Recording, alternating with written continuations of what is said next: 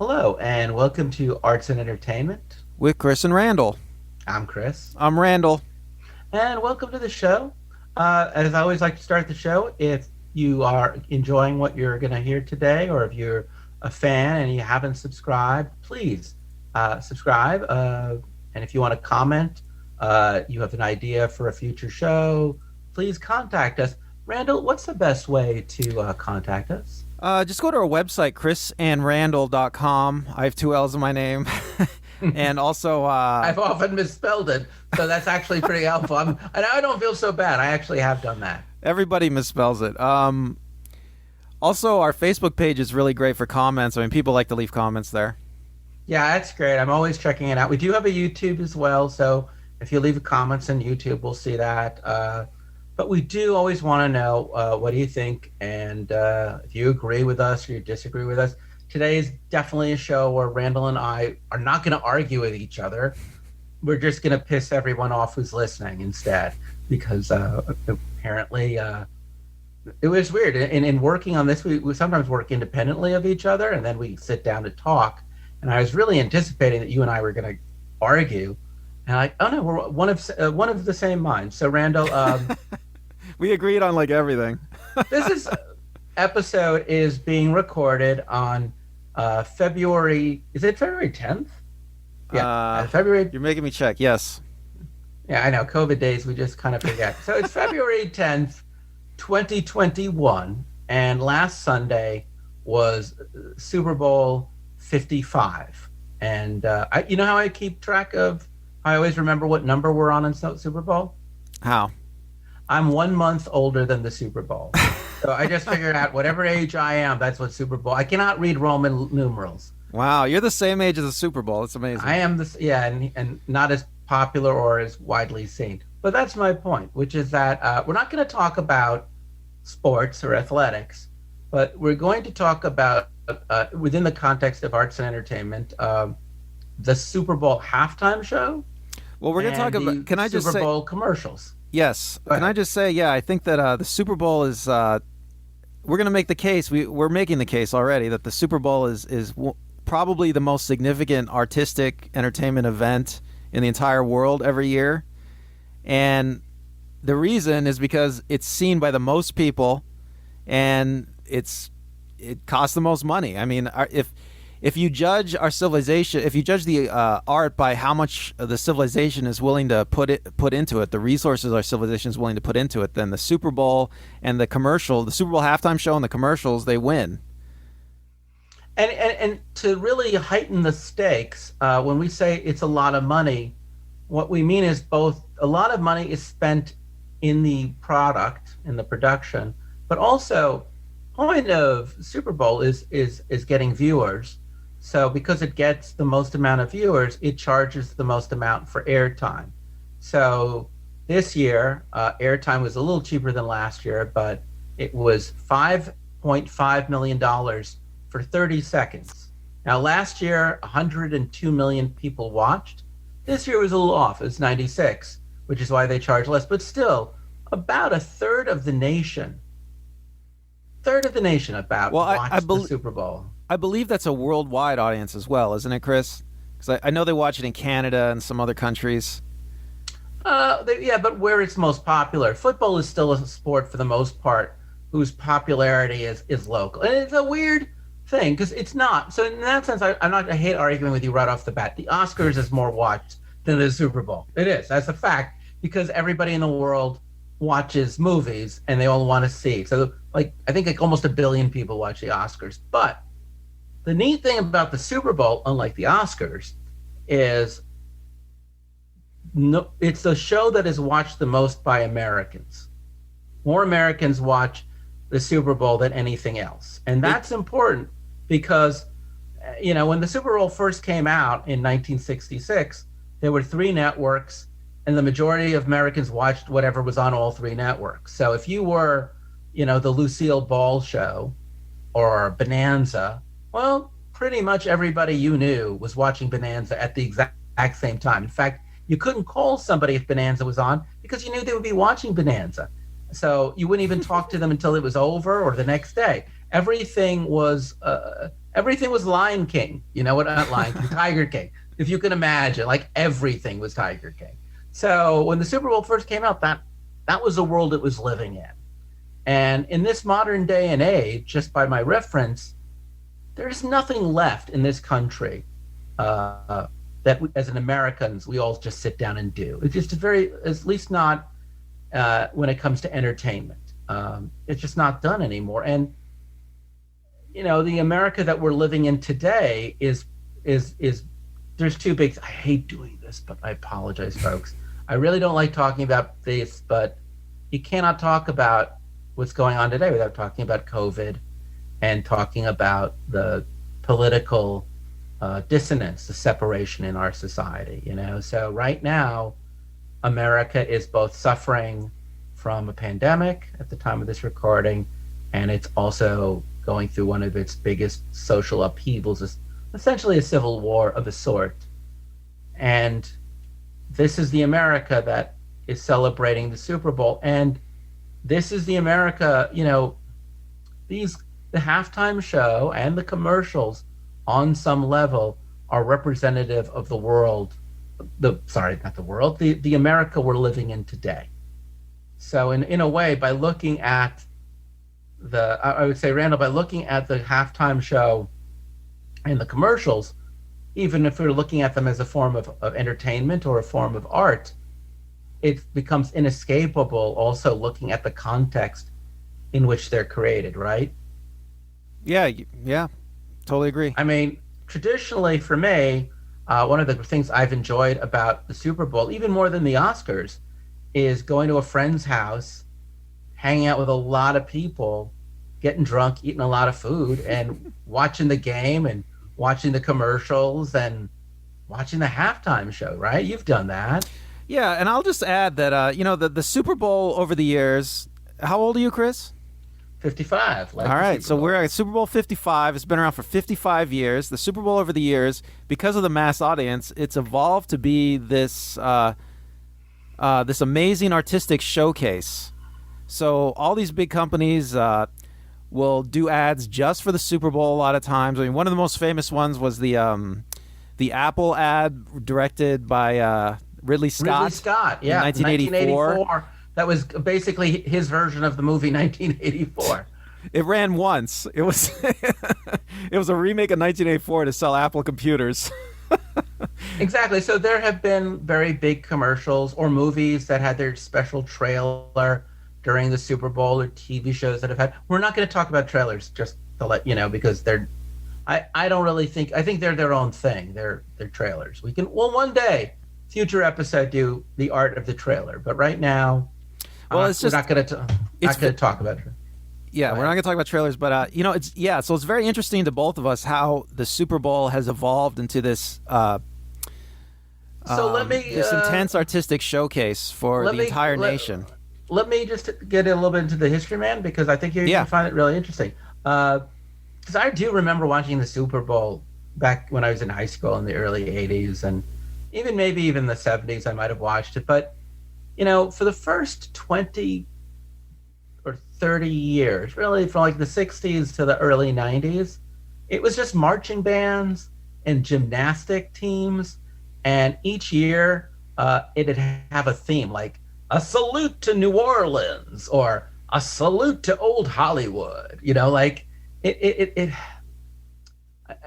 Up With the People has performed 4 times, during that period. I mean, that's what I'm saying. Like, if they'd have a celebrity be like Mr. Fred Astaire, it was like, it was hokey, it was campy, it was very middle brow at best. Well, let me just add to that, because I was in marching band in high school. So traditionally, you have a marching band at the football game, and they're in the stands, and they play a little musical accompaniment to keep the show going, the game going. And in halftime, the marching band goes out the field, and they do this thing called a field show, where they play and they make little geometric patterns on the field, and it's very traditional. I mean, it still goes on, of course. The field show is kind of interesting to me, and this would be a good point of discussion, because the field show has always been the halftime show traditionally. Why do you think that is? That the field show has normally been the halftime activity?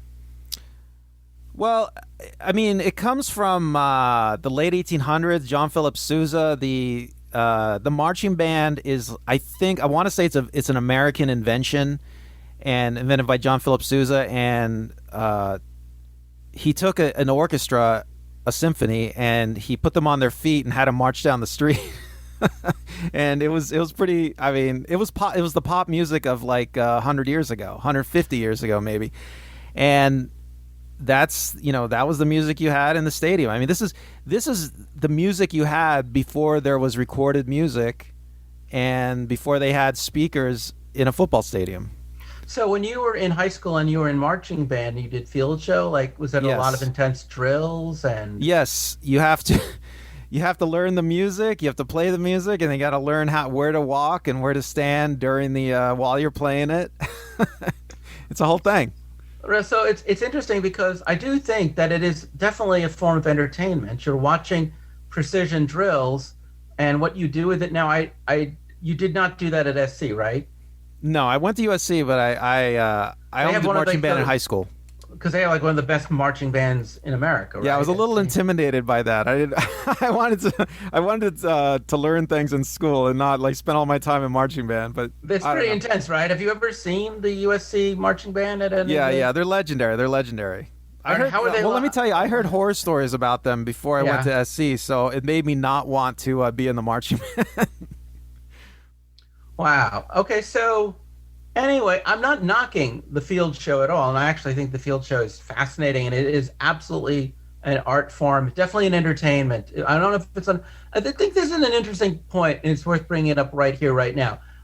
I think you can agree with me that when we talk about entertainment, the primary goal of entertainment is to entertain, and by entertain, I mean divert, right? Take your mind off things, amuse you with a playful, imaginative sense, right?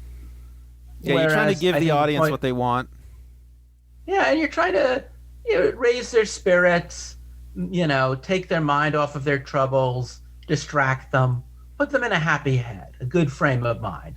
I think the point of art is an artist is conveying a feeling, an expression, a thought to you, the viewer, the spectator, the person watching. And so art has an intent and a message, and it doesn't have to be to entertain you, or to make you feel good, or to even distract you. It can often actually reinforce the world around you, but just through the point of view of the artist. Art does have a point of view, and I think that's what always separates it from entertainment. Yeah, the way I like to put it is art is pure expression of the artist, and entertainment is pleasing the audience, but the two can overlap. I mean, wouldn't you agree?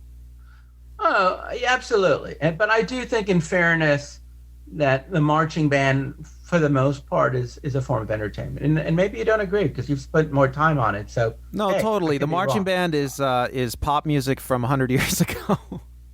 So definitely. Yeah, and it's about the precision. Now, about the early 90s, like 1992, they brought in the Miami Sound Machine, back when that was a very big thing. Gloria Estefan, look her up. She's cool. And they started getting, like, at that point, they started getting people who were well known. I think it was 1993, they got Michael Jackson to perform. And oh my God, in general, the Super Bowl never pays people. You have to pay for yourself. But the Super Bowl didn't pay Michael Jackson, but they made a donation to his charity along with the sponsor of that Super Bowl, Frito-Lay. So anyway, the Michael Jackson one, and you can find it on YouTube.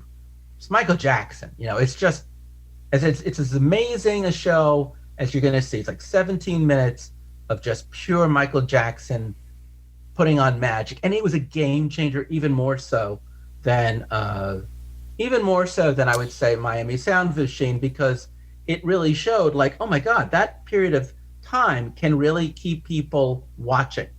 Well, I want to say something about his show in '93. You can watch it on YouTube. I just want to say that I saw a Michael Jackson concert around that same era as a kid. Yeah. And that was very similar to his live shows. I mean, there were some touches for the Super Bowl, but that's a pattern, I think, that most of these bands that do Super Bowl shows going forward. Well, I'll get into that in a bit, because I think there's a point I'm going to make that may challenge that. So, but it's certainly it's a great concert moment, right? Like you're just watching him doing great concert work, and you've seen him in concert. So that really was where he was at in '93.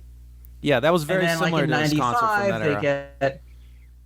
they do a salute to Motown, and it's Diana Ross, and she gets picked up at the end by a helicopter. The helicopter lands in the stadium and picks her up. It's like magic.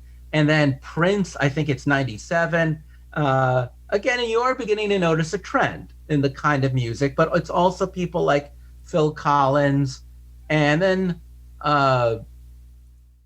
around, was it 2003, 2002, somewhere at the very beginning of, I should have memorized the date. I mean, I can look it up. Infamous the Justin Timberlake Janet Jackson controversy, where accidentally there's a wardrobe malfunction, and because there's a wardrobe malfunction, unfortunately, and I watched that. That was 2004. It was 2004. I was close. So after that, they kind of like dialed it back a bit, and instead of getting pop singers and dancers, they would get like the Who and the Rolling Stones and Paul McCartney, and they got a lot of rockers.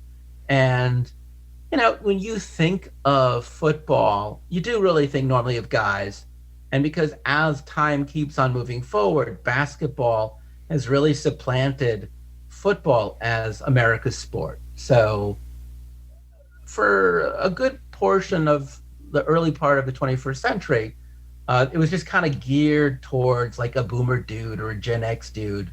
And it was just like, you know, Aerosmith with Britney Spears, Britney Spears with Aerosmith, you know, like, so she was pop, but you had to have like Aerosmith there to give it a, you know, or you have Sting, you know, to give it that edge. And then in 2011, I think that's really the game changer, because that's when they get the Black Eyed Peas. That's when that is that hit song. Yeah, if you haven't seen it, that is a great show, wouldn't you say, Chris? The Black Eyed Peas really brought it. It's a great show. First off, that's when they had that hit song, "Let's Get It Started Here," and I Got a Feeling. And they come in. The Black Eyed Peas, you know, some of them even started out as child performers. They're the show. You know, they're colorful. Fergie is attractive. She wears great clothing, and there's dancing, and there is excitement, and you don't have to be an old dude or a man. Like, you could just be even a young person. It's hipper. It's more relevant. It's not just a band sitting on a stage, going up and down the stage, just playing guitar. Oh, I just want to say it was a beautiful show. They used the whole field. It was filled with people. It was gorgeous. Yeah, they used the whole field. It's filled with people. They get off the stage. They're not just standing around, you know, playing to the. It's not just a concert anymore. Now all of a sudden it has a sense of place. And then the next year they make the best choice they can make. They get Madonna. You know, and Madonna is brought out like she's Cleopatra crossed with Vikings and Rome. And, you know, it's these Roman soldiers, you know, carrying her out on this long procession. She's the queen. They're carrying her on a litter on her throne. Yeah, she's like an empress. And she's brought out onto the field by like literally maybe 100 guys just on a, you know, carrying her. It's so over the top. And she does a lot of her well-known songs from her at that point. It's pretty impressive to think about it, but it's 2012, so she had been around since like 83, 82. So it's 30 years, and she's in her early 50s and a little younger than me and a little older than you, and she looks great, and she's dressed in the most out there, like she's got a Valkyrie helmet on, and just it's insane clothing, and she's dancing with her dancers, and there's different shifting of the stage, and her clothes, and then they bring out CeeLo, who at the time was very popular, and you know, he sings like a prayer with her, and you have a chorus of people in church clothing, and then at the very end she disappears down a chute. and you can watch this on YouTube, by the way, folks. It's, you know, all of these halftime shows are less than 15 minutes. They're like 12 minutes long, you know, but every second now, it's like the Black Eyed Peas, but on steroids. Because now every Everything has been choreographed. All the lighting has been now brought in. Video has been brought in.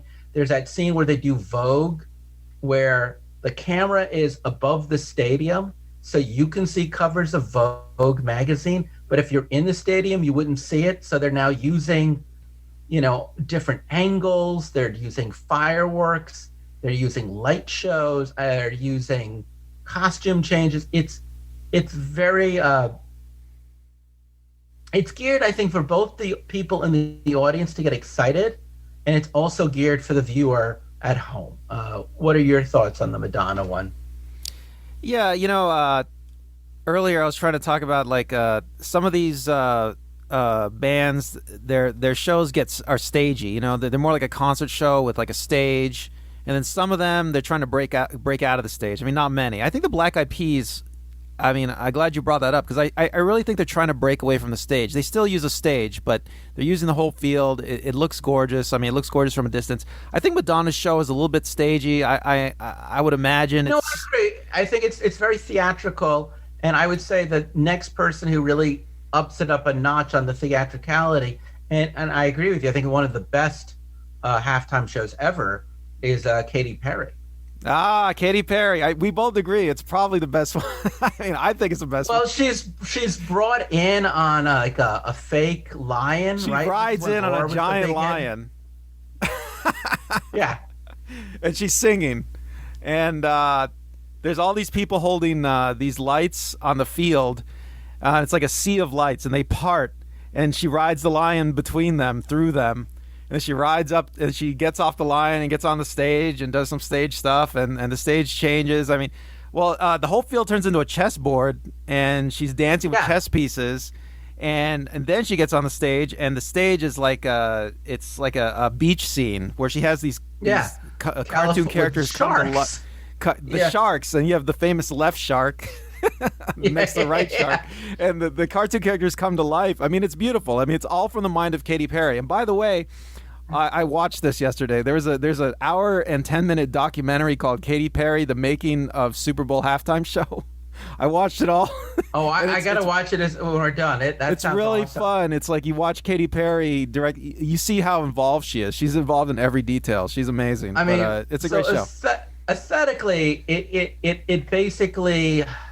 It's kind of like what Star Wars was to science fiction movies. You know what I'm saying? Like, if Madonna is like 2001: A Space Odyssey, where she shows you can make it with a good budget, then Katy Perry shows that you can also just make it anything you want. You can make it as colorful as you like. It's very beautiful. But then there's one of my favorites is Lady Gaga, who parachutes in.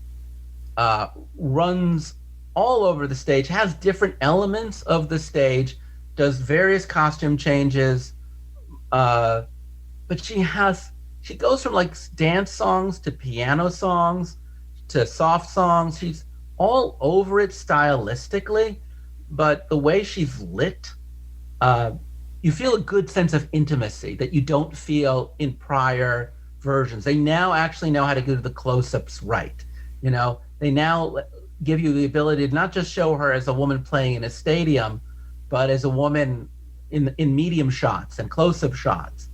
And it works really well. And as these things start to progress, you realize that the song's selection starts getting broader, but the amount of time the song is played starts getting shorter. I want to mention like the Prince. Can I mention the Prince halftime show? Because for a lot of people, that's their favorite, and the Prince halftime show, it's not like a spectacular show in an aesthetic sense. It's basically like a Prince concert, but I think it's a lot of people's favorite because Prince is just amazing, I mean, well, yeah, but it's not, you also said it, it's just a concert. And in fairness, Prince is just an amazing concert. So all that Prince really did, and not to belittle Prince, but I think I'll stand by this. If you look at Prince or Michael Jackson or Diana Ross, all the 90s artists did was they just gave a sample of what a concert show is like, and it was just a good concert doc. You know what I'm saying? The camera's there, they're playing for everyone in the audience, and if something cool happens, great.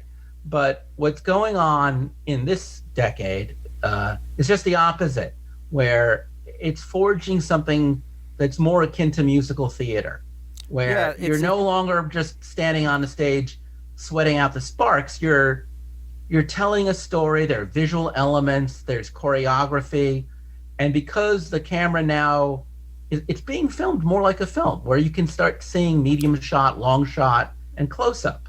Well, the interesting thing, I'm not sure how they shoot it. I think in the Katy Perry documentary, they showed a little bit of it. I think that in a lot of these shows, they are able to use the Super Bowl's cameras.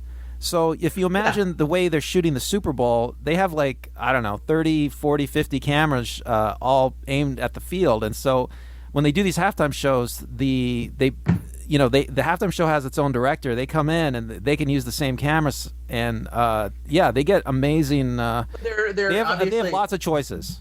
They have a lot of choices. Some of the cameras they're using are not actually that game cameras. It's an interesting mixture, but it's not entirely game cameras. In fact, one of the things that you don't really see is the play-by-play camera that normally swoops down during the game. You don't see that at all. You do see other kinds of cameras, but my point is, it's not musical theater. With Madonna, it is musical theater, and I think even with Katy Perry, it's still a bit musical theater. But by the time you get to Lady Gaga, you're starting to see that the camera and the audience has to be considered almost more important than the people in the crowd. There was one with Justin Timberlake that got poor reviews, and the field is just full of people, and people felt like there just wasn't enough going on. It's a very traditional concert, isn't it? Yeah, and he's still running around in the bleachers and everything, but it doesn't seem to have a real. And he's a great dancer, but he seemed to get enveloped by the crowd. He gets lost in the size of the space. The space, he drowns really in a sea of people, and that's a shame. Because I liked it, but I get the point, the criticism. And then it's interesting because last year, Jay-Z became one of the people who worked on developing the halftime show, and he got J-Lo and Shakira. It was the first time. I mean, there's always guest artists, but this time he wanted to get two people to perform on it, and he deliberately wanted two Hispanic women because politically at that time Trump was president, and he had done all sorts of things to people who were in this country who were undocumented, including put children in cages. And it was held in Miami, so it seemed rather fitting to have Latin music. Though J-Lo does announce right off the bat she's from the Bronx, Boricania. But the music and the musical guests and the sounds were very much Latin music. Even the stuff was often in Spanish. There was a reggaeton. There was so many different variations of Latin music and Spanish language. And then there's that sequence where there's this girls' chorus. And I didn't notice at the time, but I guess they were supposed to be in these things that were supposed to represent the cages. Yeah, I didn't know until you told me. Yeah, I didn't either. But so as a political statement I don't think it flew. You know what I'm saying? Like, I remember when that was done, the biggest conversation is like, oh, Shakira's in her 40s and she looks great. J-Lo's about to turn 50. What's her secret? I mean... It was a great show, though. I mean, Shakira and J-Lo were great. I mean, I really liked how they didn't try to, and this is an impulse we'll probably talk about more, but they didn't try to sand off the rough edges for a mass audience. Actually, that was really quite beautiful, and weirdly enough, once the halftime show started using pop artists, they dropped the idea of a theme pretty quickly. It was like a theme for Diana Ross, but by the time they got to Prince, certainly by the time they got to the 21st century, they did get pretty much rid of that, and it just became whatever the artist wanted. But, I really felt like if you watch it, and please do, it's great. It's such a great celebration of Latin pop music in America. It's so full of, it's. But you're right, it's deceptive because while it is very entertaining, it is also on some level an artistic expression. It is also about, hey, stop, take notice. It was a diversity of Hispanic dancers. Did you notice that?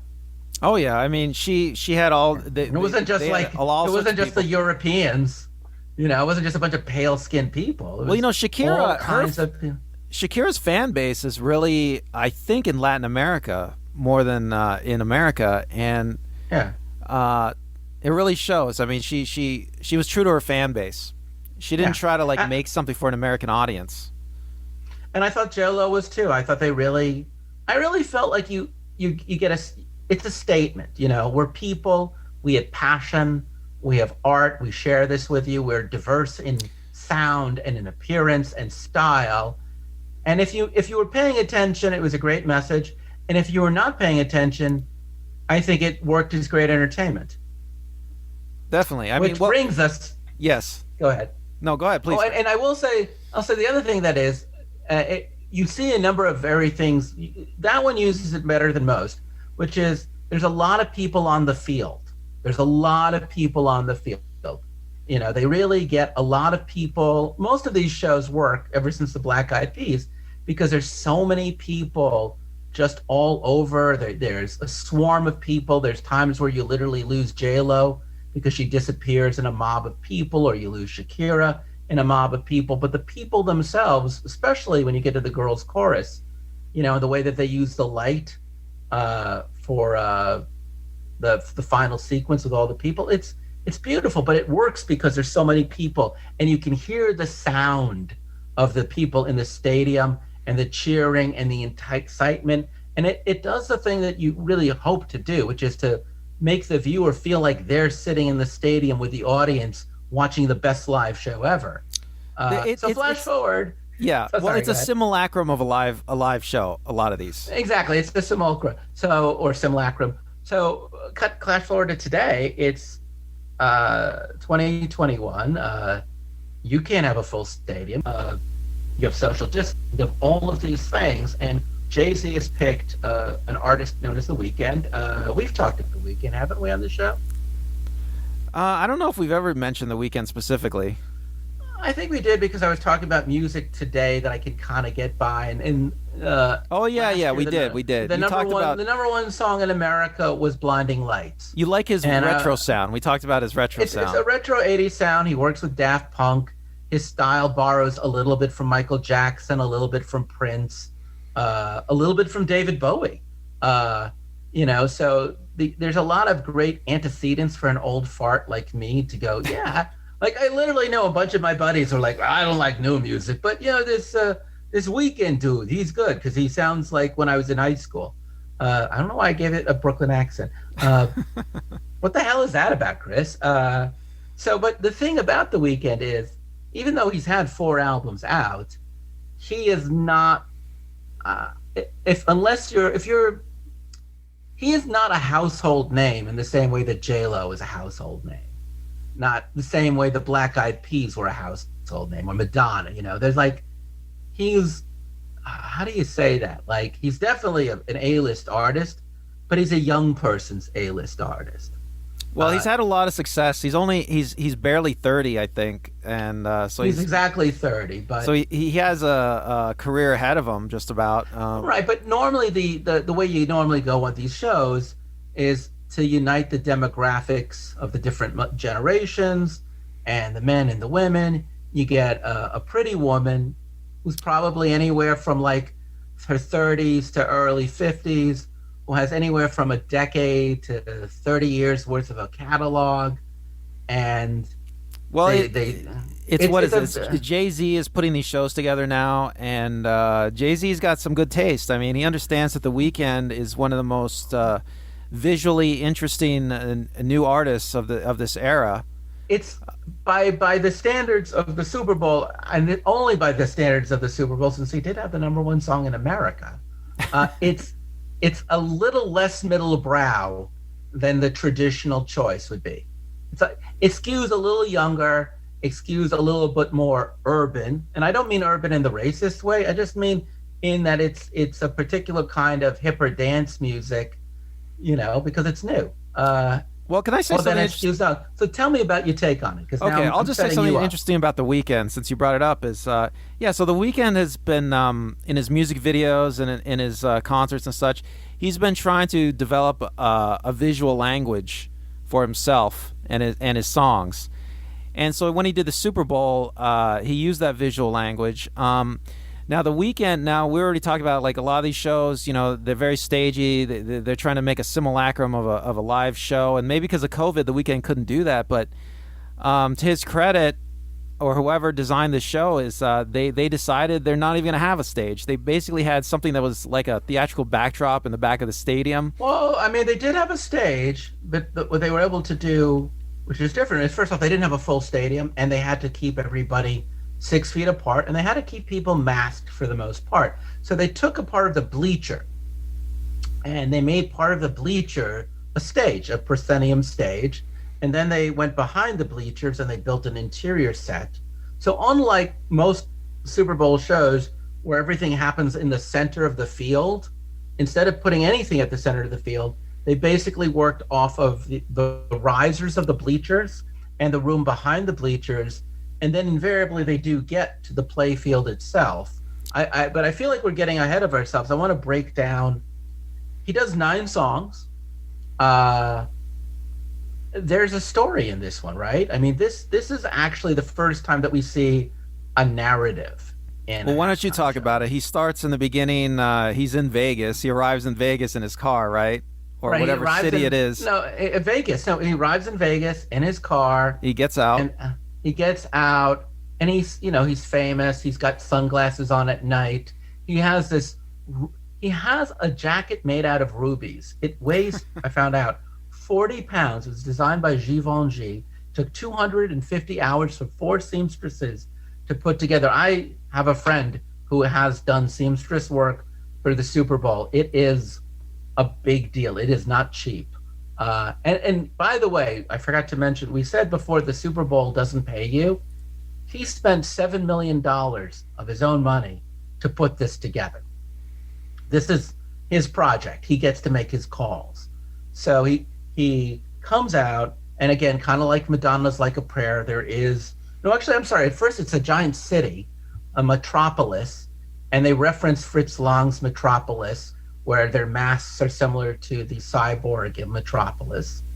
And then from that, they go back to more like a church clergy with the white robes, which we've seen in a lot of, we've seen that particular look in a lot of halftime shows, but now because they're all on layers and they're all separated, it's interesting because they don't get lost in the huddle, right? Each of these guys in their gospel whites actually stands out. Yeah, there's sort of a feeling of alienation. I think you were telling me about it. Well, there's definitely a feeling of alienation and enormity because written on the text. There's text that says there's alone. Neon signs in the city. Neon signs in the city, and they say alone and gone. And then he runs inside, and he's in a fun house. And in the funhouse, there's more signs that say alone and gone. And he's carrying, I guess, a camera, so it like with a fisheye lens. Yeah, and his face gets all distorted when he gets too close to it. And then all of a sudden we see various versions of him, except they have their faces bandaged up. So they otherwise look just like him. They have the gloves, they have the ruby red jacket, but their faces, and they start filling up the frame. And as they fill up the frame, they kind of attack him. Well, they're all bouncing around and he disappears, right? And he disappears and he's lost. And it's actually, I've asked a number of friends. I have a friend who makes horror films, a professional theatrical filmmaker. And he's like, he is absolutely using the language of film at that point. Like that, the cinematography, those choices, that's straight up cinema. We're long past musical theater. Right. I want to say something about that is that funhouse sequence, that is only for the camera. Like, there's nobody in the stadium that can see that sequence. Yeah. And I don't think anybody's ever done anything like that at the Super Bowl before. I mean, no one has ever done anything like that. And you are watching it live, and many people found it frightening. I did too. It's very disturbing. And then he runs back out, and now I think maybe now it's actually where it's the gospel people. So I got my sequence wrong. And now we have a projection of the moon at night, which we don't realize is actually a projection on a screen because it is night. It's rising behind the city, right? It's rising behind the city, but it looks like it's the real moon because of the way it's pitched, and they're really using the stadium to full capacity. And we can see lights in the stadium, but we don't know what is people and what is just light. But it's fine because we've already established that he's in a large metropolis. So everything has it. And the songs are very introspective. Actually, he's on a riser. I'm sorry, when he runs out of the funhouse, he's still on a riser on the bleachers looking down at us as he slowly descends. And then the best part comes, Randall, where the masked people come back on and they do what you call that he takes the football field, and I think he does what's almost a traditional field show that a marching band would do, where he fills the field and there's nothing on the field but people. His doubles wearing the bandage faces and him. All 6 feet apart. Mm-hmm. And all properly socially distant. And they have a coordinated dance routine and movements like a marching band might have in a field show. And I love how he uses that traditional language of halftime shows to add to his show. I mean, it's pretty brilliant, I thought. They do that thing. It's that thing where I remember Columbia's marching band did it, where they'd be in precision and lockstep, and then they break into this weird thing where they just kind of go back and forth, and it looks like they've lost it. And then they come back in lockstep. Have you ever done that when you were? Our marching band was not so sophisticated, but we did some moves, yeah. So they also do something that I've never seen done before. Once they have the band, I'll just call them the band, they're not, but once they have the duplicates, the clones on the field, they do something I've never seen before, which is they use the same cam that they use to film the football players in live motion for them in live motion. So now you have the same dynamism of watching a football game being used for the dynamism of those guys as they take the field. And they literally, it's interesting too, because it's exactly what happened to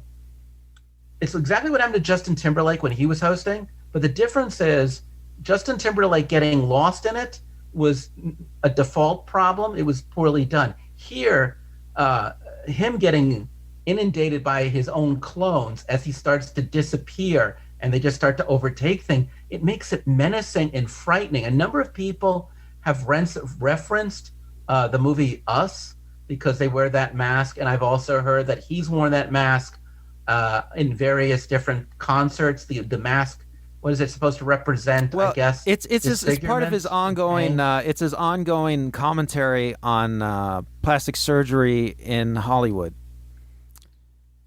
And celebrity and hiding yourself and identity and some pretty big, he's dealing with some big issues of how he sees himself and how people see himself and pain, and whether or not it's brilliant or it's very common that young rock stars seem to love to write about how hard it is to be a young rock star. I'll grant you that in and of itself, but it's so visceral. You know what? At the very end, they all land on the floor and he's the only person left standing. And we pull out, and it ends literally with him basically standing on a ground of people who look just like him, who I feel are dead. You know what I'm saying? And which is very isolating if you think about it. If the theme has been isolation, then to find yourself not only not connecting with other people, but all the other people around you dead.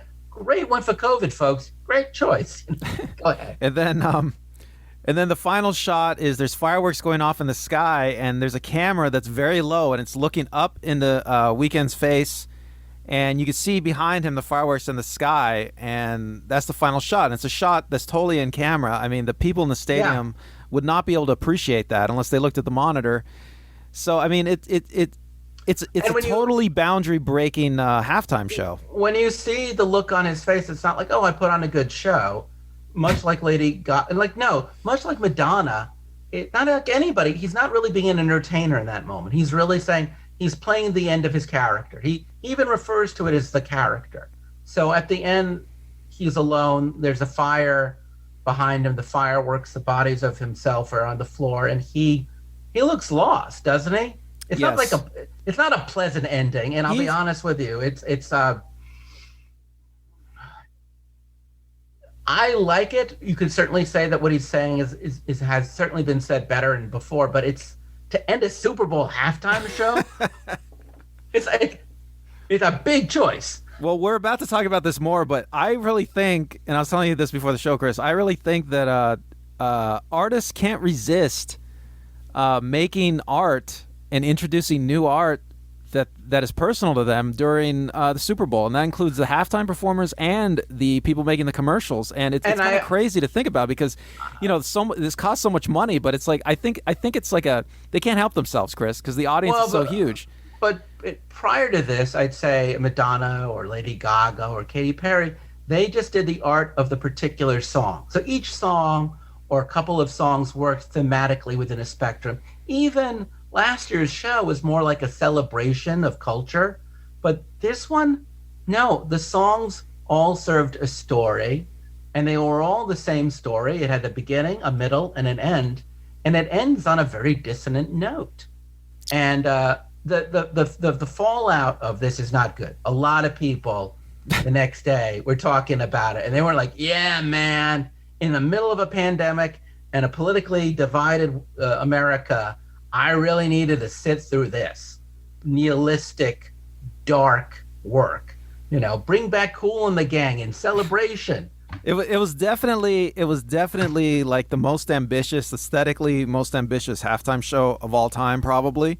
I would say that he crossed over into art, right? It was the most artistic. Oh yeah, I definitely agree with you. I mean, yes, and he gets. You have to give him a lot of credit for that. I mean, even if it doesn't work for you, you have to admit that he was trying something completely new. Well, he had a point of view, and he had something that he wanted to say. It was very relevant to the times we're living in today, which is that feeling of losing and gone and death and being overridden by a horde of people who want to attack you. I mean, all of the themes that he's talking about are very relevant. Clearly, he has a point of view that is specific to himself, and he didn't really care.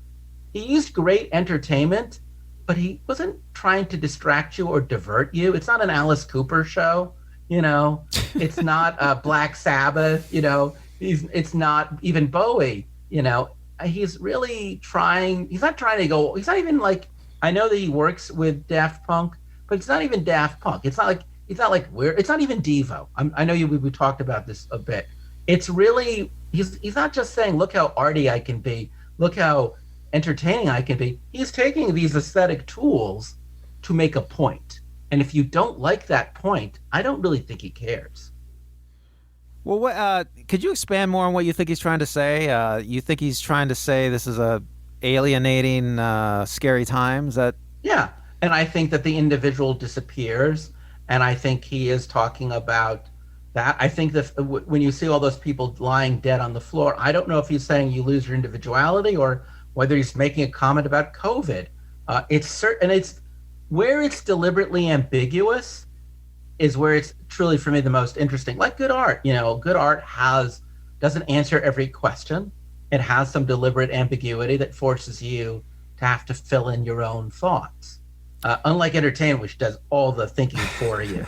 That Katy Perry, she was on a horse. She was on a lion. She danced with a shark. She likes California girls. That's why they're wearing, no knock on Katy Perry. I'm just saying, but there's no ambiguity in Katy Perry. She shows you what it is and you enjoy it. Well, the lack of ambiguity in Katy Perry is, I think, one of her strengths. But yes, I mean, I can enjoy both of them. There's no ambiguity in pop music, theoretically, because pop music is supposed to make you just feel good. That's why I'm saying I wouldn't be surprised if next year this is the same equivalent of the wardrobe malfunction, and next year they'll go back and they'll you know what? I hope they'll get Taylor Swift. Well, I hope that the Weeknd is going to be influential here. I think he will be. I mean, I think after this, it'll be Dolly Parton. Everything after this is going to look silly if it's just another concert show. And I'm not knocking Dolly. I just wanted to get into the segue because of commercials. Yeah, let's talk about the commercials a little bit. So that was kind of funny, that 5 to 9 one, as opposed to 9 to 5. Oh, all right. What'd you think about that? One of the things that you can really see that's going on right now is there's very little production going on for film and TV. So there's a lot of actors who are just unemployed, and there's a lot of directors and there's a lot of people in the industry in this town who are not working. And I have never seen so many celebrities in commercials as I saw this year. in the Super Bowl ads. I mean, and almost all but I know, correct me if I'm wrong, but I want to say all but Brad Garrett were just playing themselves. You know? Brad Garrett was in what was the it was for Jimmy Johns. He was channeling the ghost of Dennis Farina as essentially a Scorsese-esque mobster. And I got to tell you, I would have paid money to watch a movie where that Brad Garrett character is the villain or the hero. I wouldn't have cared which. He was so transformed. It was just everything was perfect funny about that. Visually, everything. I mean, it was a Scorsese movie, gangster movie parody, and it was perfect. And I hate Jimmy Johns, you know. Come on now, Chris. They're really one of our do. sponsors. I hate what but it's so like. First off, I remembered it was Jimmy Johns, but Brad Garrett really acted. He didn't just cash in on himself. The other one that was kind of interesting as a performance was I actually thought Timothy Chalamet. I can never say his name right. Chalamet, I think. Timothy Chalamet. I liked him as Edgar Scissorhands, and it was nice to see Winona Ryder return to the part. I know that Tim Burton actually really liked it. I found out. Yeah, that was an ad for an electric Cadillac, right? That had self-driving. Yeah, that you just drive with a bunch of scissors. But I liked it. You know what I'm saying? I actually would have seen that film too, by the way. I would have seen a sequel to Edward Scissorhands. You know, it was well done. And, you know, Winona Ryder is one of the great actresses of our living actresses, and she doesn't get any credit for it. But then the rest of it really was for them. And I'm not saying this is a bad thing, actually, but there was a lot of ex-Saturday Night Live people. And actually, I'm sorry, we did get to watch the Wayne's World. So, you know, that they did that again. They brought back Wayne and Garth with Cardi B, who I feel is like the go-to now when you want to say that you're hip. Well, Cardi without actually being hip, you know. Well, Cardi B is filling that space where she's just super popular and she's super dirty and edgy.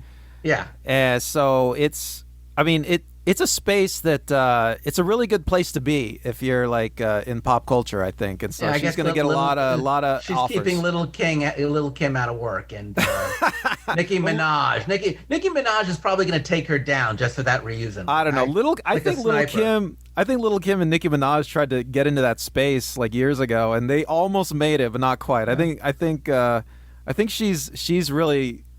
I mean, she's gotten into that space better than anybody like that I could think of. I did have to admit I enjoyed watching it's not great, but it was good. Yeah, Cardi B is obviously it's like T-Pain, you know, it's like whenever you want to reference something that both grown-ups know is edgy and dangerous and hip, you go to Cardi B.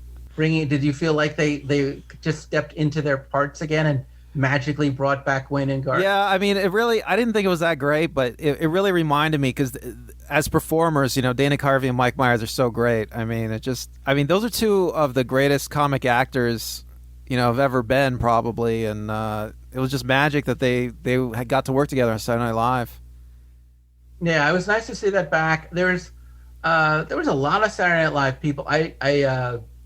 I think actually what I thought was one of the funniest commercials using a Saturday Night Live person was the Rocket Mortgage with Tracy Morgan. She did two of them, Tracy Morgan. They were so funny. It was all about maybe versus definitely, and he takes these people and he tortures them with all these things that could go wrong. My favorite of the two is the one with David Bautista, you know, and it was very edgy and dark. Yeah, Dave Bautista is a great straight man. Tracy Morgan is always Tracy Morgan, and he's a great comic character all by himself. Yeah, that's true. He's a very defined persona. So it's the Tracy from both Saturday Night Live and 30 Rock. You know, the one who just doesn't care if you live or die. Well, you know, the interesting about Tracy Morgan, like if you watched him on Saturday Night Live, he developed that character during his time on Saturday Night Live, and by the end of Saturday Night Live, he was almost fully developed, and it was great watching that. Is that built on his stand-up persona?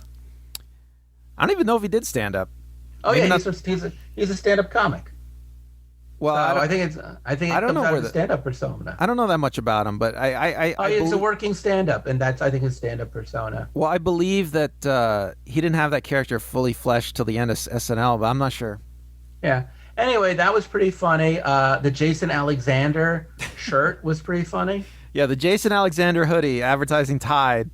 That was really great. That was really great. It was so surreal. Whereas like some of the things that were deliberately trying fell flat for me. Like I just couldn't care less about flat Matt McConaughey. Yeah, I mean that was visually striking, but it's one of those things where you hope the visual gag will carry the whole thing, but it doesn't. Or the Shaggy wasn't me with Shaggy and Aaron Mila Ashton Kunis Kutcher and yeah, his girlfriend Mila Kunis. Mila Kunis. Yeah, Yeah, it fell flat, you know. There were a number of inspiring commercials, as they always have. Far more inspiring commercials now than ever. well, I want to say the most emotional one was the Jessica Long story advertising Yeah. Toyota. She's a swimmer with no legs. I mean, she's a paraplegic Olympic athlete, and it talks about adoption, and it's great. It's really, in one sense, it's somewhat manipulative because it pulls on your heartstrings. It's recreating things as opposed to documentary style, but it is. So there were three commercials I really want to talk about because all three of these commercials made interesting choices that sparked some degree of controversy. And I want to talk about No No Norway, as it's called, with Will Ferrell. No Way Norway. Yep. Norway, Norway. Thank you. Norway, Norway. Now, for many people, I asked my friends on Facebook, this was their favorite. This is the funniest. This was the one that really, and if you haven't seen a Will Ferrell movie since Eurovision, which you should really catch, takes place in Norway, by the way. It's super funny, Will Ferrell. He gets Kenan Thompson and Aquafina, right? And they're going to go to Norway, and you can tell they did it. It was very expensive, and he what is the premise that he doesn't want Norway to be the leader in the electric Yeah, he car finds war? in the beginning of the commercial, Will Ferrell finds out that Norway is the leader in electric vehicles, and he's disgusted by that fact because he wants it to be the United States, and so he decides he's going to go to Norway and tell him off or something. GM is coming out with an electric car. That's what the commercial's all about. Yeah, so it's very funny. Is it 30 seconds or a minute? Wow, I thought it was 2 minutes. I'd have to look it up, though. And I think it's about 30 seconds. Now, keep in mind, folks, 30 seconds of ad time is 5.5 million. So it looked pretty expensive. How much? The extended version's a minute 30, but I don't know what. No, but the one that they aired, I think it was about 30 seconds, possibly a full minute. So that was like anywhere from like 5.5 million to 11 million. Yeah, the original's a minute. Yeah, a minute. So it's 11 million bucks. Pretty expensive. That's just for the buy the ad time. Just to buy the ad time. And spoiler alert, he actually ends up in Sweden. Sorry, gonna tell you that. You ruined it. Spoiler alert. But it was so 1 minute great commercial. because all of these people in European cultural affairs and European politicians in Norway, all of these Norwegian politicians, they issued like this thing where they joked about it. They pretended to be offended. They pretended, that they still want that slice of pizza that Will Ferrell wants to deliver them, because and all sorts of inside jokes. And then Ford even gets in the act because I guess they're the number one electric car maker in Norway, and they give a dig. But people do talk about it the next day, and it's funny. And then maybe it's kind of really where we're at these days where, it's goofy humor. Like one of the worst commercials, I should have brought it up, was Fiverr, which is just a bunch of Trump jokes. But Trump is like 2 weeks ago, So this kind of gentle, goofy ass humor, people loved it, and it really hit well. What'd you think of the No No Norway ad? It's No Way Norway, and I don't know. I thought the humor was it didn't work for me that well, but I mean, it's a fun ad. It's a fun ad. Fair enough. And I think, but it's cheeky, and it's cheeky, and they was deliberately meant so. So then another ad that's very controversial that I thought was really terrible was for Oatly. Oatly is a company that makes oatmeal milk. So what it's the owner of Oatly, Tony Peterson, in a field in Sweden, in a field of oat wheat, and I think he goes, wow, wow, wow, Wow, wow, no cow. and that's Duh, it. duh, duh, duh. He's playing That's a all he piano. does. He's playing an electric piano. Electric piano, and he's like the worst singing voice. And it's 30 seconds. And by the way, the amount of time that it took Randall to actually sing that was like 4 seconds. So it's mostly just him playing this poorly on a keyboard in the field, and it's horrible. Where's And this? I was Yeah, go ahead. hold on. So it turns out, not only is it horrible, but he actually filmed it in 2014. So the video is it's 7 years old. Originally shown in Sweden. It was banned in Sweden because the milk people didn't like how it implicated milk in a bad way, and it's just terrible. But here's the neat thing: if you had gone to the website for Oatly that day, they were giving away T-shirts that showed him in the field, and what did it say? Like, look how terrible he is. Something like I hated that Oatly commercial or I something. hated that Oatly commercial, right? And then like stand-up comics the next day were riffing on it, and it went viral. People have put it on Spotify. They have it as a ringtones. Everybody wants to hear that song, and they sold out of the T-shirts, and it did really make you think about the fact. I mean, definitely know if you never heard of oat milk before. You now know about it, right? I mean, it's memorable. Yes, the T-shirt they made said, "I totally hated that Oatly commercial." Yeah, in a weird way, it's kind of a punk aesthetic, isn't it? It's very punk rock. It's very Gen X. It's very. I got to duct tape my shoes because they're falling apart. I mean, the kids today will never understand this, but But kids like weird irony though. So weird irony works with them too. So I think everybody kind of enjoyed. It's funny. We just talked about Bernie Sanders like a few weeks ago. It's again one of those things where in a world where everything is so polished, so not well put together, it's almost refreshing. The guy at Ad Age said it was the cheapest commercial ever because even though it's $5.5 million of ad time, they spent no money on anything else. It was a low budget commercial that they shot 7 years ago, so it cost them nothing to re-air it. And it's the owner, so they don't even have to pay him. He wrote the music. They don't have to. It's quite literally. It's so cheap. So it's cheap, it's ugly, and it's highly memorable. And it's punk. And I guess it's totally punk rock. we just talked about this in another episode too, about when we talked about Warhol and outsider artists. That there's something almost dissonant, when you create something that's so it's disruptive. We're expecting things to be clean and polished and brilliant, and they're so bad that they become memorable for being so bad. Crazy. It's a great aesthetic choice that they made. Let's be honest. It is, even though it actually didn't please it. It certainly it's art and not entertainment. Well, in a sense, because it certainly. Well, they're trying to get attention and be memorable. And it offended me. Yeah. They're trying to get attention and be memorable, and it succeeds. So the most controversial one, and one that a lot of people probably won't agree with, my favorite commercial of the Super Bowl. Was it yours as well? We talked about this. No, I guess the Paralympic one was, right? My favorite one? Your favorite? I don't know if I had a favorite. I do like the Jimmy John's one. That was really good. Okay. Well, definitely one of my favorite ones was called The Middle by Jeep, starring Bruce Springsteen. And it's 2 minutes long, which means it cost $23 million to air. It's a documentary. Is the guy who just did Springsteen put out 2 documentaries in the last 3 years. It's the same director who directed those, who directs it. It takes place quite literally in the middle of America and a church that is open, that anyone can come in. And it's just Springsteen and some very old Jeeps. And you don't see anybody else. It's just him.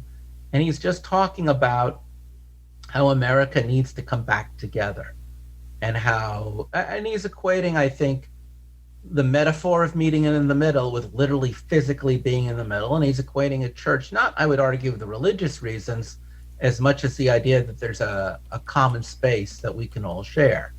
Uh, I thought it was very elegiac, very beautiful. I thought it was an amazing comment for the times that we're living in, not so much maybe. And he talks about it a little bit about COVID, but I think more it addresses the lack of unity in our society. And it's interesting because what I did in my research, I don't know if you knew this, is that Jeep had wanted to work with, Jeep is owned by a conglomerate that used to be called Fiat Chrysler. Do you know what they're called now? Do you have their name? I could look it up. I'm not sure. It doesn't matter. It's an Italian company that owns Jeep, even though it's an American icon. They also own Dodge. And for the last decade, strangely enough, about 2012, so 9 years, they've been Stellantis. They've been putting out these 2-minute commercials, either for Dodge or for Jeep, that almost always take place in Middle America or in cities like Detroit that feature voiceover narration or an actor of note. They wanted him in 2012 for one was going to called Halftime in America. You might have seen it. It was with Clint Eastwood. And again, it's in America that is coming back after economic devastation of the back when the crash of the market back in 2009, and they look at Detroit and how it's putting itself back in. It's an inspirational speech from Clint Eastwood about how we can get back together, and they wanted him for that. And Springsteen doesn't do commercials, and they approached his manager because the owner of Stellantis is a giant Springsteen fan, and they said that's very nice, but Bruce isn't going to do it. And then every year after that, they would approach Bruce. There's another one called Farmer, and again, it's the same idea, except this time it's a voiceover narration by Paul Harvey about what it's like to be a farmer, and you just see scenes of farmers. They're all done in a somewhat of a documentary style, wouldn't you say, Randall? Yeah, yes. And you should watch them. They're really good. All of them are good. In fact, Farmer, the only downside of Farmer is Paul Harvey says, and there's no greater moment than when a son turns to his dad and said, I'm going to be a farmer too.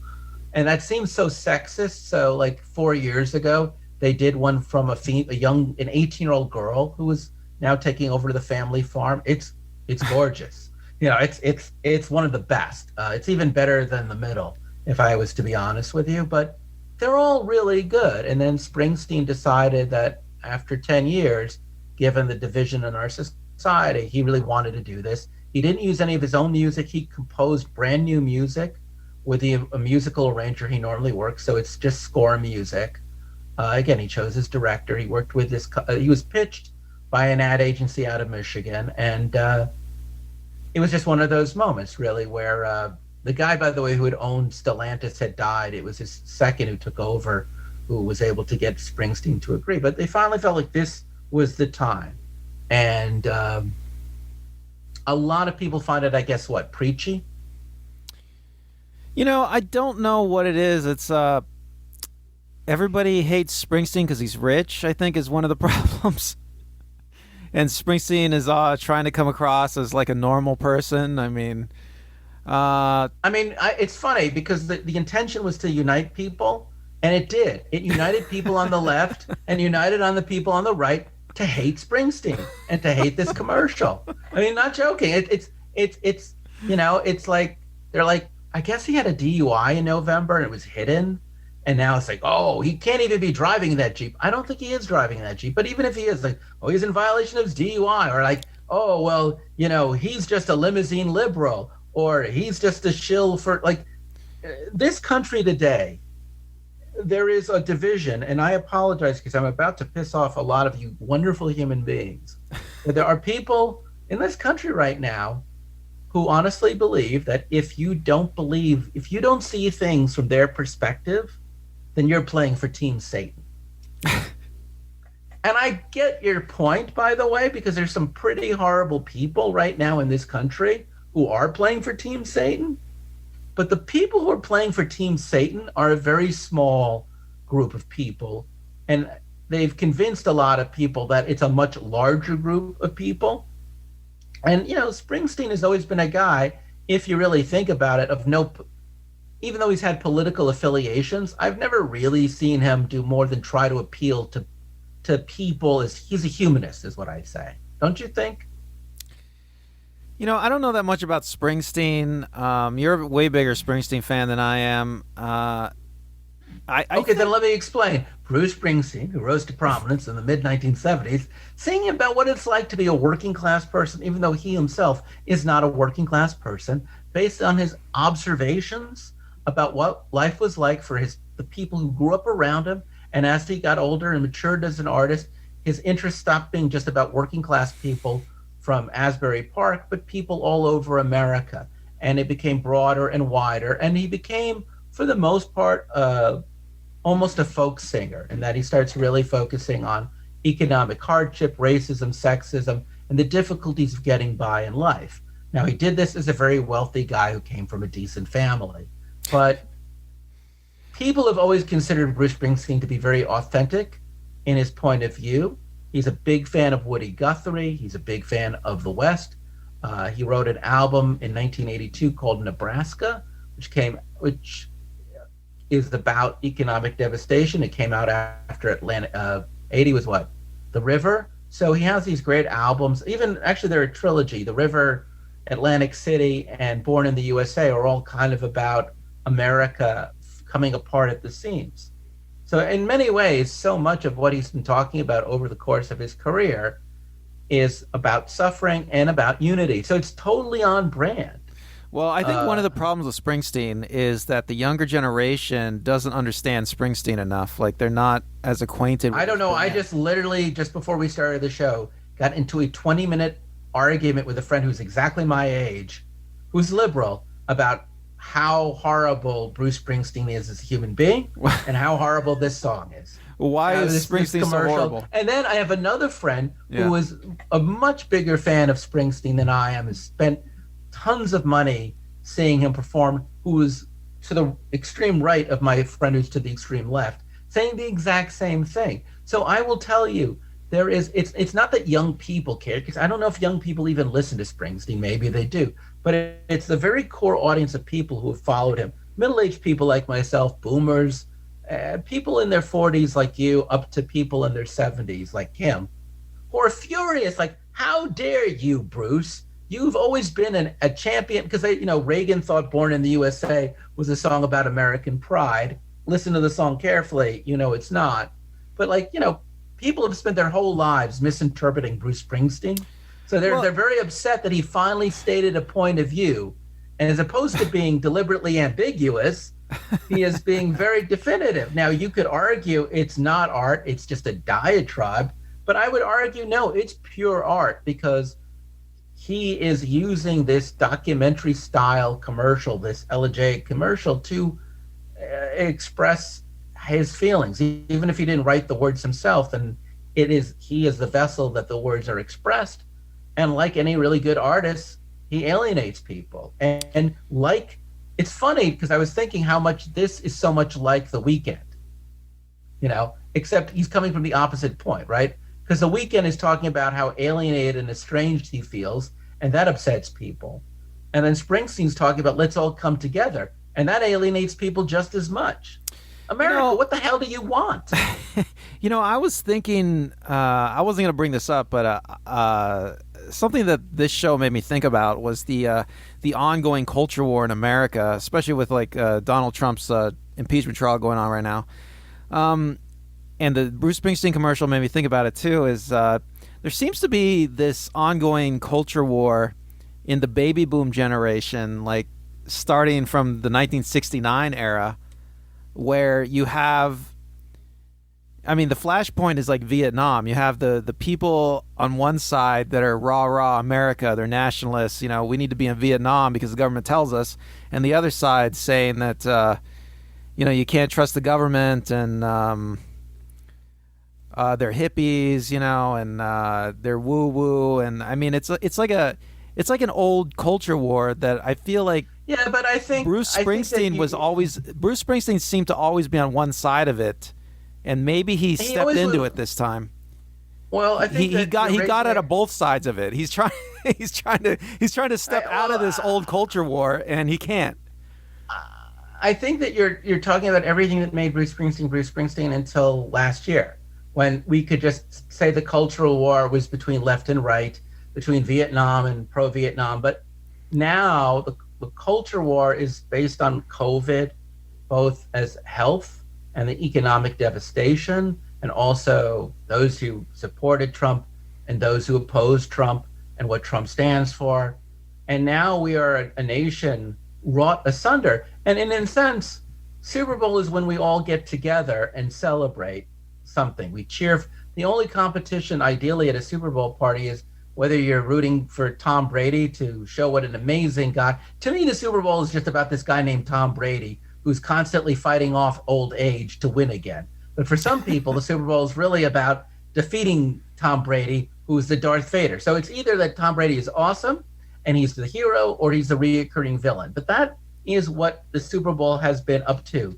But I feel like in some senses, this was like the Thanksgiving where we invited everybody, and it was a bad idea from a health perspective, and everything went to crap. So what am I trying to say here, Randall? I'm saying that there's definitely some entertainment in the Super Bowl commercials, and there's definitely entertainment in the halftime show. But when you step into the realm of something a little bit more artistic, like The Weeknd or like Springsteen, two artists who are singers and have played to stadiums and have a large following, when you're willing to step out and make a big statement, then I think you've hit the realm of art. It may not be good art. I'm not saying either men made great art, but it's personal art. It's a statement, and I think you then take the risk of offending people. And I wonder if next year the commercials or the halftime show will become even more like what we just saw with Springsteen and The Weeknd, or less, and they'll retreat back into something that's just more appealing to everybody, like the Will Ferrell No Norway or the Black Eyed Peas, everybody. Well, I thought it was a great, artistically, aesthetically speaking. It was a inventive Super Bowl, and I think we're living in an era, we're living in a peaceful era, relatively. It's kind of like, I feel like it's kind of conservative, like the 50s, but that was a great era for art, and I think we're going to see next Super Bowl, we're going to see even better art. It's going to be even more interesting halftime show and commercials. That's my feeling. The Roman Empire had their public buildings and statues, and we have the Super Bowl, Chris. Well, the Roman Empire eventually fell, but hey, it also lasted for 800 years. Until then, I'm Chris. Until 800 years from now, I'm Chris. I'm Randall. Be safe, be well, and we'll talk soon. Bye. Just in, I'm getting an update from a friend of mine on the internet. I was going to tell you that of all the car commercials combined from all the other car companies, if you added all the YouTube views, it would not be as great as the amount of YouTube views the Jeep commercial got.